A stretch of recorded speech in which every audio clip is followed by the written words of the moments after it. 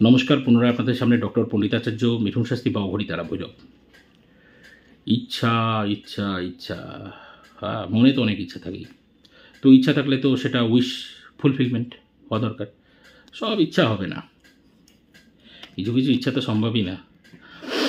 যেমন একই সময় জলে থেকে, আবার একই সময় আকাশে থেকে, একই সময় পাতালে থেকে, এরকম অলীক কল্পনার ইচ্ছা করলে তো আর হবে না। কিন্তু কিছু কিছু সময় হয়ে যায়, ইচ্ছা থাকলে চলে আসে।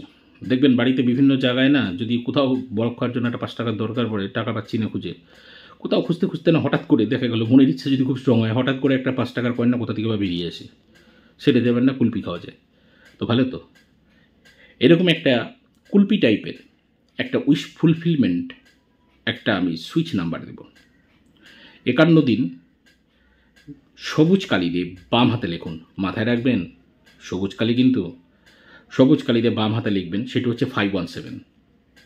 দেখুন তো মনের মধ্যে কোনো একটা ইচ্ছা যেটা খুব দরকার পড়েছে আপনার, অথেন্টিক হতে হবে, পজিটিভ হতে হবে, সেটা পূরণ হচ্ছে কি হচ্ছে না, করে দেখুন, মজা এসে যাবে। আজ অব্দি, আজ আর অন্য কোনো কথা নাই। সকল ভালো থাকুন, সকলকে ভালো থাকতে হবে, কারণ মাঝে কোন আমি। জয় মা।